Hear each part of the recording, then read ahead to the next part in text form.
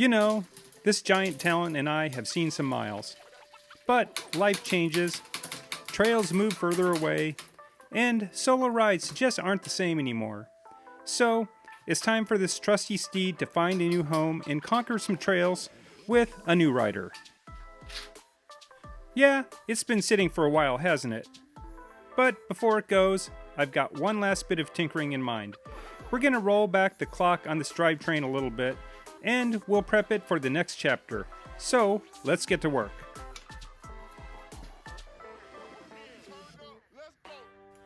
First things first, I'll get started by removing this chain.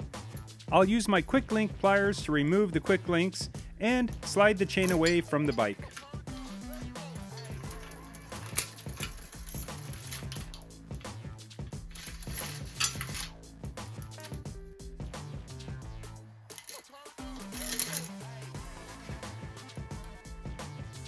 Alright, we're now moving on to the rear derailleur. The first step is to detach the derailleur cable.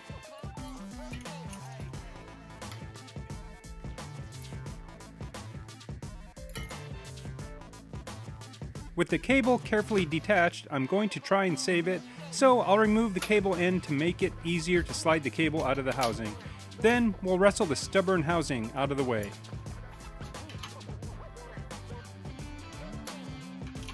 With the cable and housing out of the way, we can turn our attention to removing the rear derailleur. With a few turns of my Allen key, it's easily removed. To make more room to work, I'll remove the rear wheel. Oops! My entire stand almost fell over. Removing the front wheel off camera balanced things out and we can continue to work. With disaster averted, we can move on to removing the crank arms. We'll start by removing the bolt that holds the crank arms in place.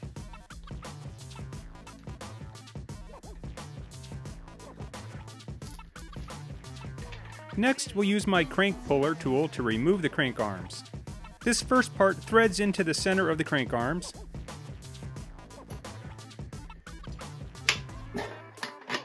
The second part of the tool is made to thread inside the first part and push on the spindle and push the crank right off.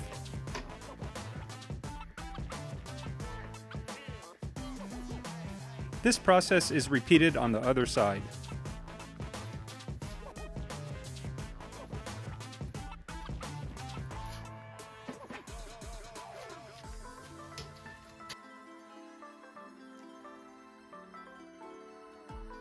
Next, we can turn our attention to the cockpit. I'll need to remove the grips so that I can slide out the shifter to make room for its replacement.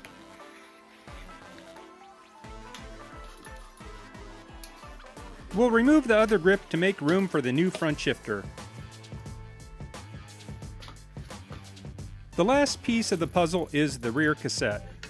I'll first insert my lock ring tool so the lock ring can be removed. To prevent the cassette from spinning, I'll use my chain whip.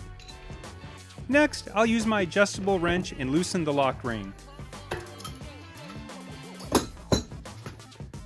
With a few turns, the cassette is free and can be liberated from the wheel.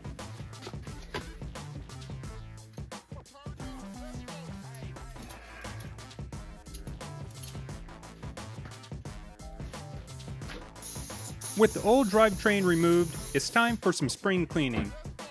I'll use my favorite, Dawn Power Wash. I'll spray a generous amount on the shop rag and wipe away all of the dust that's collected over the past years.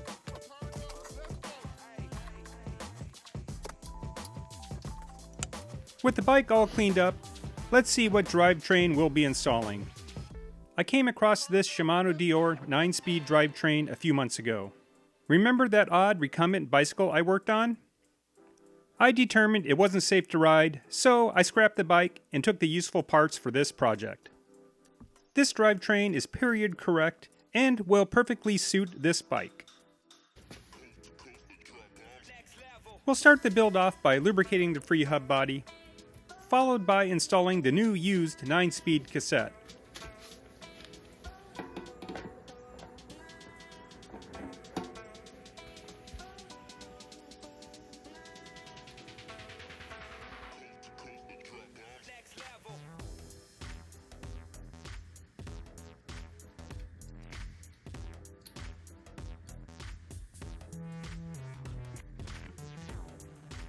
The lock ring holds everything in place.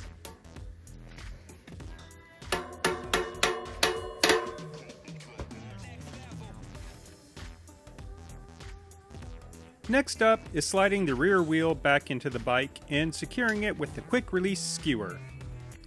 I'll give the wheel a quick spin and test the free hub body.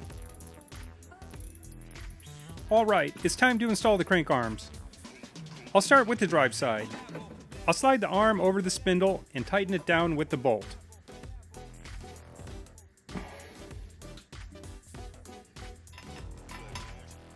The process is the same for the non-drive side.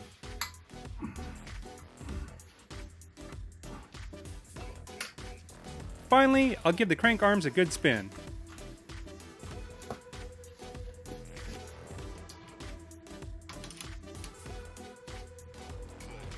Moving right along to the rear derailleur. I'll first install it to the hanger, and then check to see if the limit screws need adjustment. After a few tweaks, I believe I have it close enough, and we can fine-tune it when we are ready to test the shifting. Next, we'll install the front derailleur. I'll slide it around the seat tube and start to tighten the bolt that holds it in place. When it's secure, but not so tight that I can't move it, I'll carefully adjust its position. Lastly, I'll lock it down so it can't move out of place. Moving right along to the chain. I've already routed the chain around the front and rear derailleurs and it's ready to be connected. I use my chain tool to push the pin through the links to secure it in place. The extra piece is removed off camera later. Okay, we're getting close to the exciting part. It's time to install the rear shifter. I slide it onto the handlebars followed by the rear brake.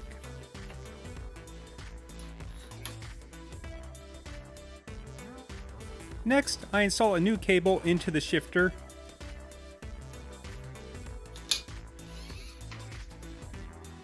Then, I slide the cable through a pre-cut length of cable housing and route the cable towards the rear of the bike.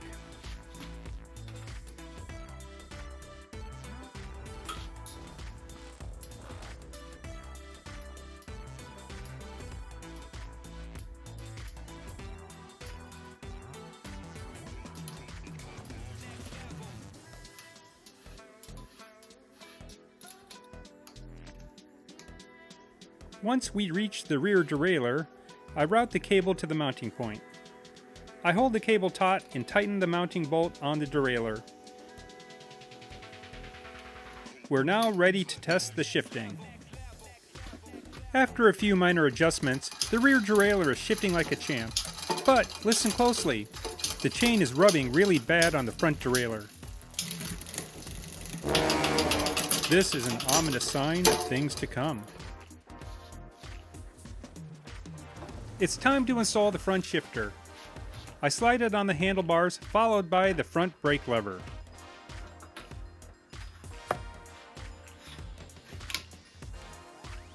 I slide the cable through a pre-cut length of cable housing and route the cable towards the front derailleur.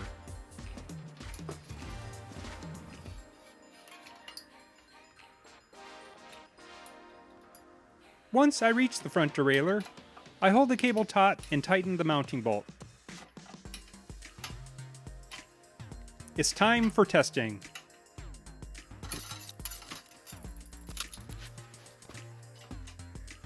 After about an hour of testing on and off camera, I finally got it to shift okay.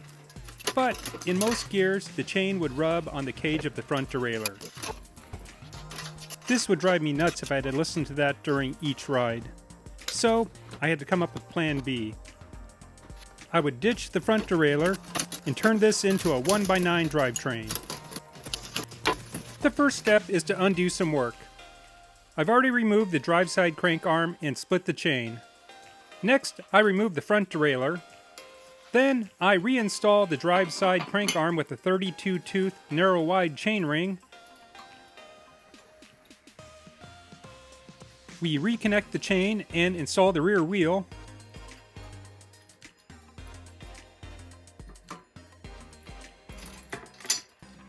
And we're ready to test again.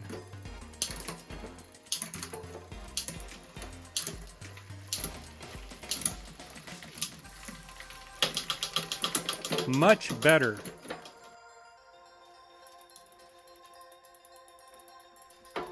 I found these pedals in my parts bin, so we'll use these. First the drive side, followed by the non-drive side.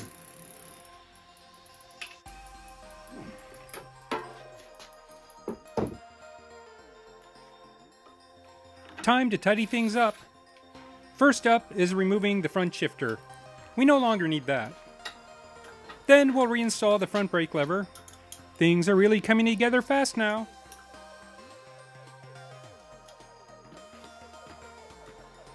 Let's install those grips.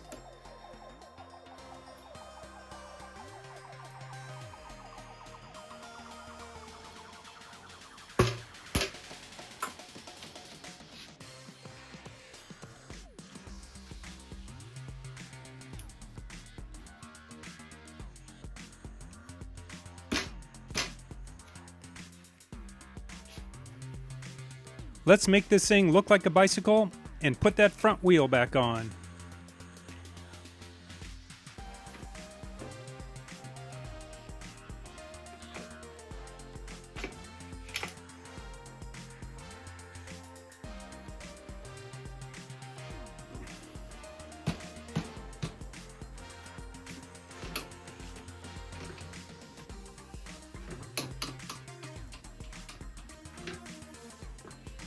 Lastly, we'll cut the derailleur cable and put a cable end on it.